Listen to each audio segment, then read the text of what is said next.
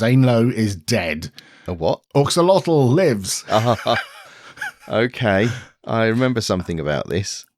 Yes, some time ago. Not the real Zane Lowe. Virtual Zane Lowe is no more. Well, it's not. Let me explain. Please do. A while ago, about a year ago, I created some Python. We gave it a name, Virtual Zane Lowe, because it was designed to help me discover new music. And Martin named it that, I think, over coffee in the office. Zane Lowe being a popular DJ on Radio 1 at some point. Yes. Famous for discovering new music. He is the John Peel of his time, I see. I think. And John Peel was? A DJ before you were born, yes. And all it did was connect to my Spotify account using the API and use something called Spotty Pie, which is a Python library, in order to manipulate a playlist. You've heard of all the discovery playlists and other playlists, automatic playlists that these music providers have. I never found much success with those, so I thought, I know, I'll make my own. And it runs on a regular basis, finds new music, and gets rid of music from that playlist after a certain period of time, like 2 weeks. So that playlist is constantly changing. It's not that it's just filling up with new music. There is a limit, and it cuts off, and it only puts certain genres in there, or things that I think I'll like. And that's fine, but it only works for me. And I had a few people say to me, can I get that on my Spotify account? And I thought, well, that's a weird thing to ask. Why would you want to run Python like this that I've written on your Spotify account? And then I thought, actually, this might be possible. So I have turned it from some pretty shonky Python into some more shonky Python, but with a web front end on it, which is all like what all the cool kids do, having a Python back end and a web front end.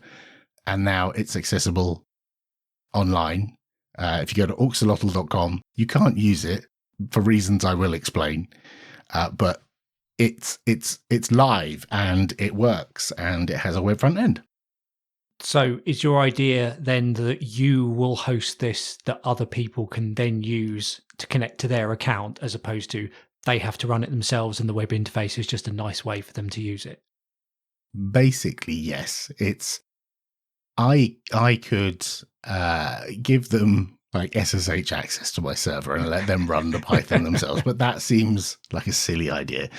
So yes, what I wanted to do was give them a web page that they could log into, and by log in, what I mean is it bounces you through Spotify. Yeah. In order to get permission to use the API, the credentials are then cached, or the token is cached somehow.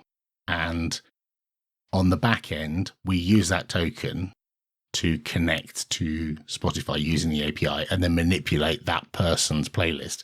And so each person has a separate playlist in their account. Mm-hmm. So yours, if you were a Spotify user and you connected, yours would be different than mine, in theory, because the web UI gives you an opportunity to pick and choose which genres you want and which ones you don't want.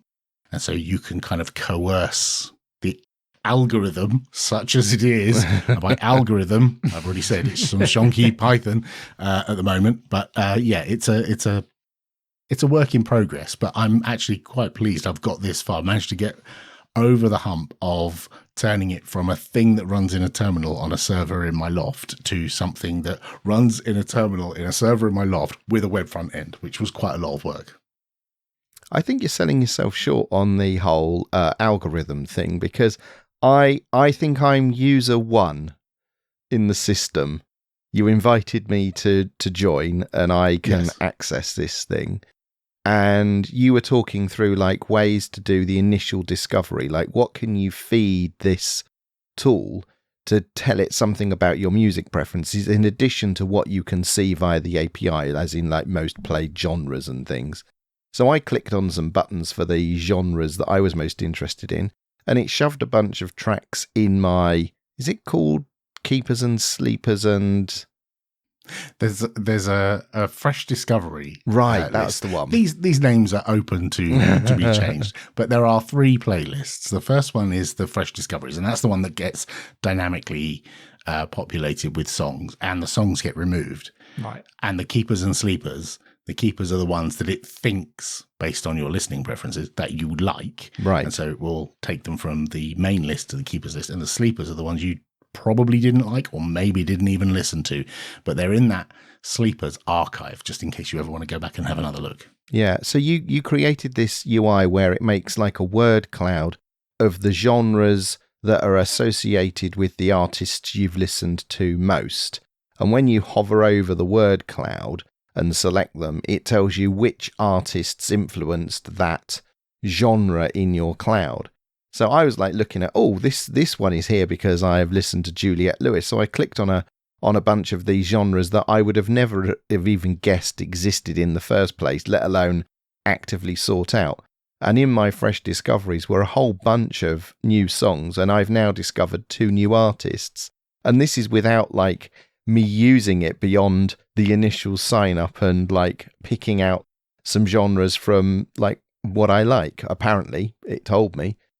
That's lovely to hear. I'm glad you found something new, because that was the goal. Like, the whole purpose of this was, from my point of view, was to stop listening to the same music all the time and listen to some different music. Yeah. And so, yeah, I've given you access, so you are able to do this. And the reason why I say I gave you access is because the Spotify API limits me to 25 accounts that I can add to the back end to say, these are people who I would like to test this thing out. So while it's in development mode, there's only 25 people who can have access. One is me, one is you, and then whoever else I invite, which includes my kids, and probably their friends who want to try this stuff out. But yeah, that's the state of it at the moment. So when you say 25, this is through some sort of like dev program, is it, that Spotify operate? So on Spotify, when you sign up to be a developer, lol, Spotify think I'm a developer. You've got an API key, it's official. Yes, exactly. So you create an app in their web page, for their developer web page. And in there, you fill in the various details, like the name of it, the description, the callback URL. So when they get bounced, the users get bounced through the login, where they end up after that. And you have to assign users to it. And you put in their first name, last name, and email address, which for people with a Spotify account, Spotify will know. Mm-hmm. And that way you can track who's using it. Because it also has metrics, a very rudimentary metric screen that lets you see how many of those 25 users are actually using the service and which API calls you're making. And that's something I need to work on. There's a whole load of stuff that I haven't really talked about that I need to optimize the API calls, because they're quite strict on how many calls you can make over what period, and like the volumes of data. I don't want it to run for ages, like grubbing around in lots of different songs, but I want it to be effective. Mm-hmm. And so I need to work on it a bit. It's not final in any way. It's just a prototype that now has a web front end, so other people can test it, not just me. And actually, having you test it uncovered something that I didn't even realize straight away as soon as you signed up, because you don't have a pro premium Spotify account and I do, and I didn't realize it works for you even without Spotify premium, which kind of surprised me. But I realized actually it shouldn't surprise me, because they want you to listen to music and then listen to adverts and then get annoyed by the adverts and pay. And so anything that I'm doing that's making you listen to more music is surely only going to benefit them in the end. So yeah, they would want this to work, right? Yeah. So I switched from Spotify to Apple Music, I don't know, a year or maybe 2 years ago now. So I've still got my Spotify account, but we don't pay for it anymore. And what I think we figured out was some of these like apps and things that use Spotify, you have to have a premium account, but they tend to be audio players. They actually play the music, whereas you're not doing that. What you're doing is manipulating playlists. So you only ever use the Spotify app in order to listen to the audio. So I get whatever adverts Spotify want me to hear as a result of listening to the music. Yeah, exactly. So it makes it a lot simpler, because I'm only using the the API that is manipulating the playlist. I'm not even trying to play. If you go to the website and you sign in, it won't let you actually play anything. It just shows you the onboarding experience and then later a dashboard and maybe fiddle with some buttons. But I don't plan to make it so that my thing can play the songs, because there's plenty of other Spotify players like the NC Spot on the command line, which is available in the Snap Store. And then there's the official app, and then there's the web player, and then you can play in the car and you can play everywhere. So I don't need to do that bit. That's not the bit that's important for me. Now, at the very beginning of this, you quickly mentioned what the name was and what it wasn't called anymore. It's an unusual name. Where did that come from? So the original name, Virtual Zane Lowe, is the one that I'm not going to use anymore. Partly because he's associated with Apple Music. I don't have his permission to use that name. The name is Auxolotl. And that is just a temporary name for the moment. I don't know whether that will stick. I might come up with a better name. But aux is, as in the auxiliary port. And all the kids these days, they talk about, having the aux, which means, can I play some music now? And so if a child unit says, pass me the aux, what they actually mean is let me have the Bluetooth connection so that I can play some music. And so I thought Auxolotl, it's a play on axolotl. Axolotl's a cute aux. Yeah, I don't know whether that name will stick. And I don't know, it might not even work. It might be that other people say, no, it just finds loads of music I don't like, and this is no good. But that's why we test it. It worked for me for a while. It might work for other people. We shall see. Last episode, I was explaining to you how I've been learning Go and loving it, and how I'd written 2 utilities for us to produce MP3s and MP4s of the podcast, and I was using a tool called ffmpeg Go, which, if you remember, is a statically compiled small ffmpeg library and then Go bindings. Well, I've hard forked it, and I have created a project called ffmpeg Statigo. I can't help but think you're not as good at naming things as I am. What really? do you mean? Statigo. I don't know. It's okay. What does it do? Well, it does much of the same that ffmpeg Go does. So I think I mentioned last time that I left some issues on the project.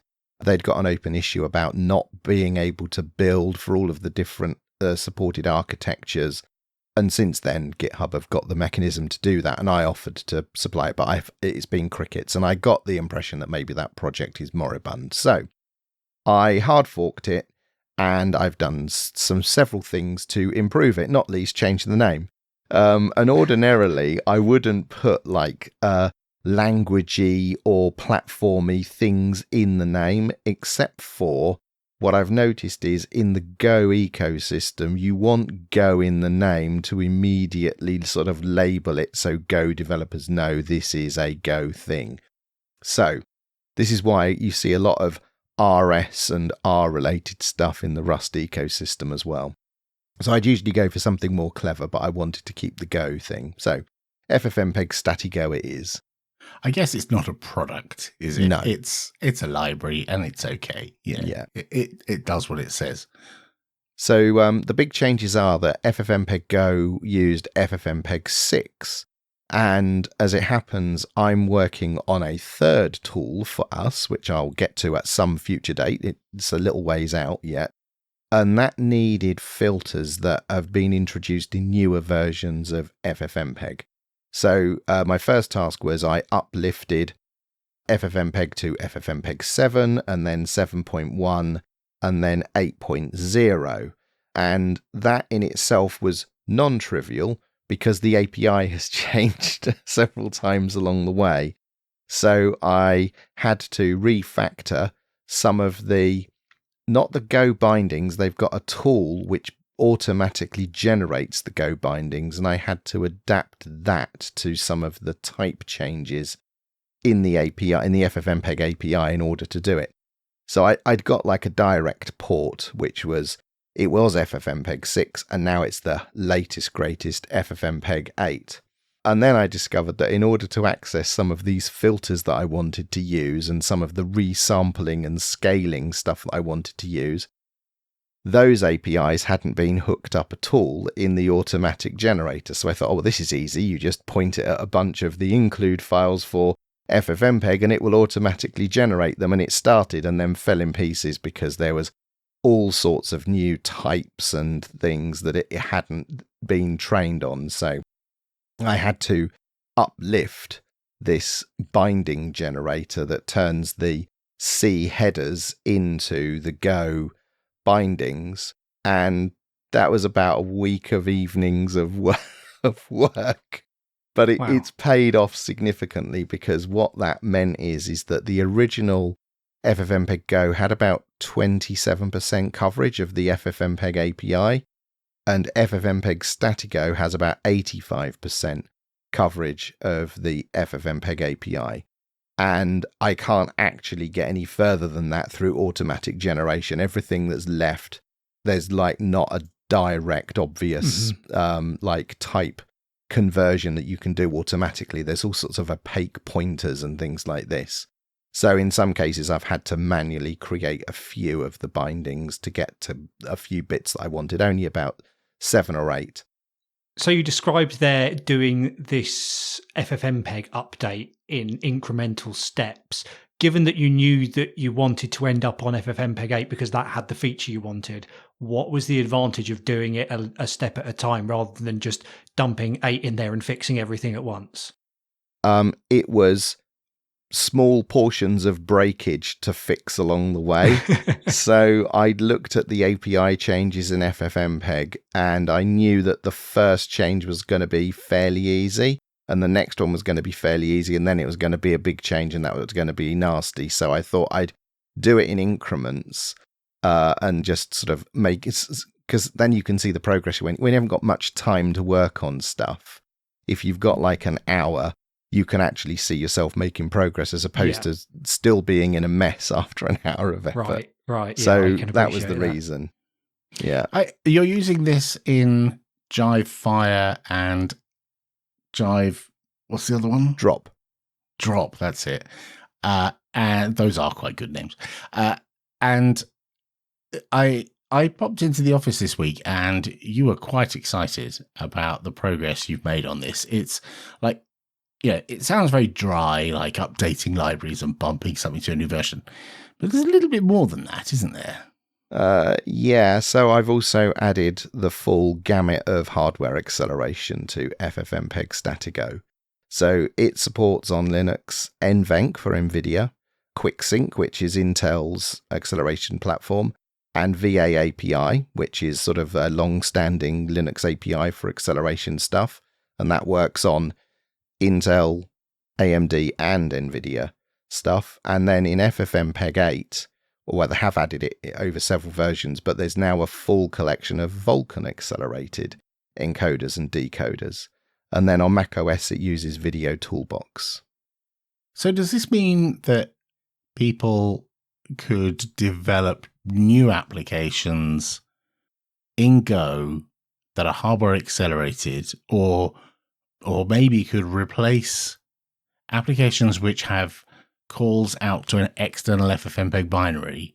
They could replace that with this like lean, tight, fast, hardware accelerated built-in library. Is that like the ultimate goal? I mean, obviously the ultimate goal was scratching your own itch with those two applications and more by the sound of it. But like, other people might want to just replace an external call to ffmpeg.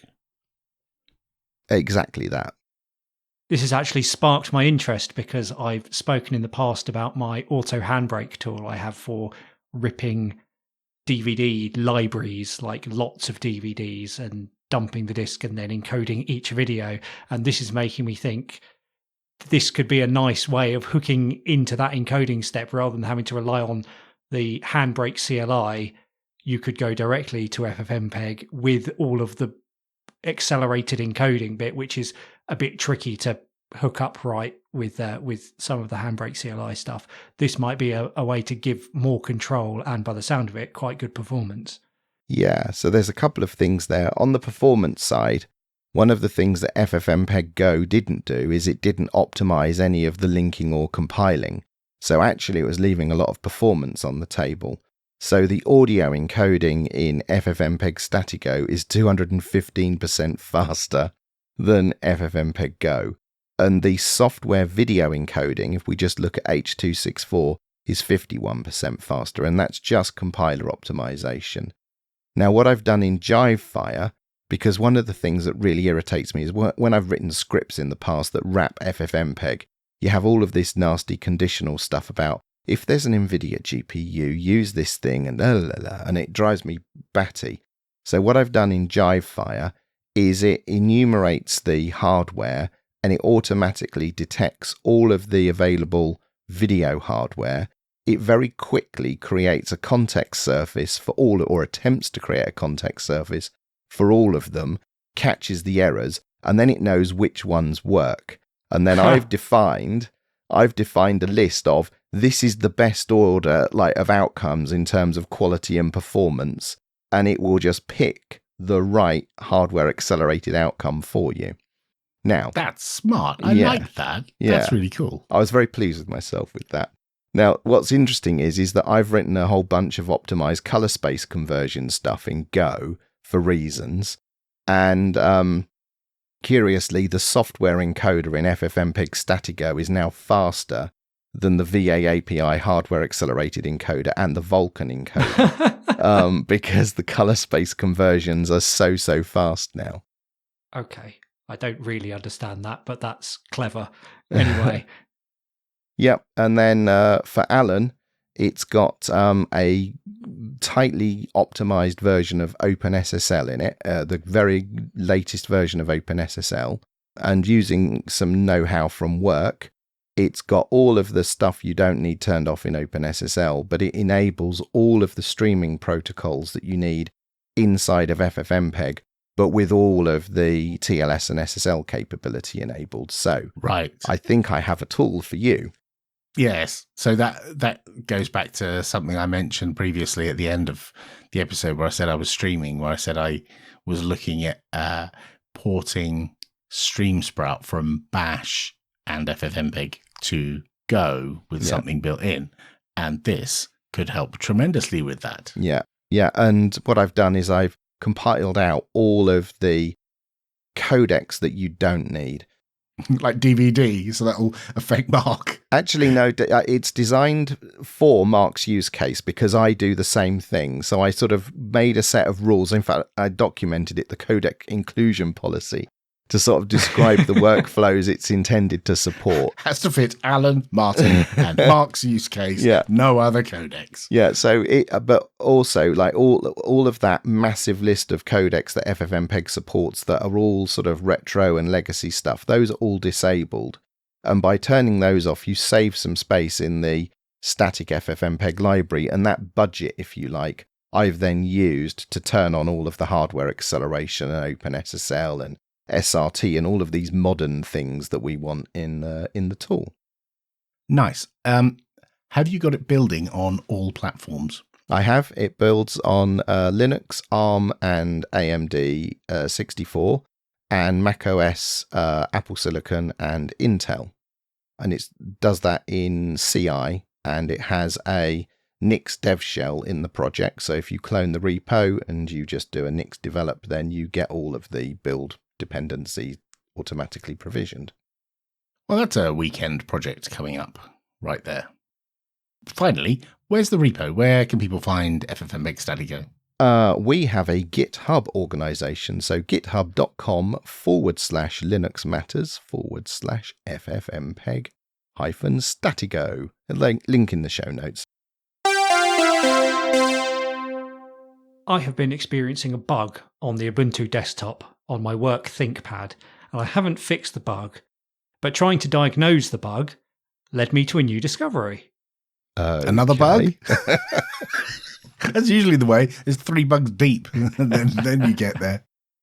So the issue that I've been having, and some of my colleagues have been having as well, because we all have ThinkPads and use the GNOME desktop on Ubuntu, is that we find ourselves typing in one app and then we'll open another app and click a link, and that link will open in Firefox, and then you'll be on the page in Firefox and you'll start typing, but the caret is still in the original app you were typing in, and you end up typing in that app instead. Ah. Yes. So this can be a bit hairy if you were, for instance, in a chat with someone and you'd start typing something which you think is going into a web page that they can't see. But fortunately, I've not had anything too embarrassing happen as a result yet. Yeah. Or you've tapped your YubiKey. So you're saying the focus doesn't switch? Is it the app switches, but the focus doesn't come with it? Or the something? focus switches, but the typing caret stays in the input on another app. So the mouse focus follows, the window is in the foreground, but you're typing somewhere else. That's a horrible bug. Is it on an LTS? Yes. It's in Launchpad. So I have been discussing this in Launchpad and trying to offer some sort of useful thing because it doesn't happen all the time. So it's tricky to, diagnose and give reproduction steps for. But while I was trying to investigate this, one of the things was suggested was, which GNOME extensions do you have installed? So I thought, well, I'll try disabling all of my extensions and I will gradually enable them one at a time and see when it starts happening. And I still haven't nailed it down. But while I was going through my list of extensions, I've spoken previously on the show, I believe, about Gtile, which is the tiling extension I use for laying out my windows. And I noticed that in the system extensions section of the extensions manager, which is the stuff that comes with Ubuntu rather than the stuff you install yourself, there is an extension I hadn't noticed before called the Ubuntu Tiling Assistant. I did not know that was there either. Huh. Is that shit by default now? Yes. Oh, wow. Okay. So I thought, I wonder what that does. I'll have to give it a go. And I had a look and it fits my use case for tiling absolutely spot on. So the thing that I have with all of the tiling extensions and apps that I found for Ubuntu is a lot of them assume that you have a wide monitor and you want to put windows side by side or in columns. Gtile was okay because I could faff around with the layout enough that it worked for my vertical monitor. But the Ubuntu Tiling Assistant will do side by side, in corners, or top and bottom. It's not customizable, but top and bottom and in the corners are all I need for my tiling purposes. Is this anything aside from the solution you have, or the workaround you have, the tiling assistant? Is this anything to do with the thing in GNOME that people have been long frustrated by, where it pops up a notification and tells you when an application has been launched and is ready for input? That thing that's trying to stop you accidentally typing in the wrong window. Is it that? And have you disabled that, or has that been tweaked in some way? That's a good question. It could be related to that. I did at some point have an extension to stop that happening, but that had always worked, as in it would foreground the window and let me start using it as opposed to leaving my cursor behind. So yes, I'm not sure now that it was, if it was that, or I don't think it was Gtile. I've now stopped using Gtile, but I don't think Gtile was responsible, because that was the thing I thought was probably doing the most in terms of window switching and listening to keys I'm pressing and things like that. So I did have my suspicions that was it. But yeah, I haven't stopped it happening yet. It's tricky because you said you don't have a set of steps to easily reproduce it for the Launchpad bug. So no, I mean, I know which steps reproduce it, but I can't get it to happen on demand. It'll happen and I think, oh yes, I just clicked a link in Thunderbird and it opened in Firefox and I'm still typing in Element. But I can't, it's not only when I click in Thunderbird, and it's not always when I click in Thunderbird. I wonder if it's manifest. I've had this kind of thing happen where you can't reproduce it manually because you don't go at the same speed when you're trying to reproduce it manually. When you're working and you're going click, click, click, press, click, click, click, and type, your brain is a couple of steps ahead and you start typing before the window, like the window's like 100% painted. And I wonder if you're only seeing it during day-to-day activity because you're going at 100 miles an hour, whereas when you're trying to reproduce it, you're going slower as you're methodically trying to reproduce it. I don't know. Reproduce it really quickly, catch it out. Yeah. Look away, or like don't let it see you looking, or something like that. That would do it. Yeah. Turn off the webcam.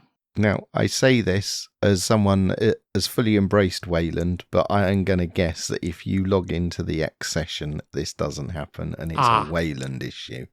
I thought that, and so I checked, and I was already in the X session. Oh, damn it. Okay. It's an X problem then. Yes, it's totally right. Yeah. Contrary to Martin's assertion, I think this is absolutely an Xorg thing, and it's a good thing that that's dying and you should switch to Wayland. Yes. Does it happen in both? That's a good question. You see, I have other problems in Wayland, which meant I've been sticking with X for now. But I do want to see if I can resolve those problems and then see if it resolves this problem. So that's probably the next on my list for a long-term solution, because I really need to jump before I'm pushed on that one anyway. But my general woes aside, 2 thumbs up for Ubuntu Tiling Assistant, and if you're on Ubuntu and you want to use it, you've already got it. So just turn it on.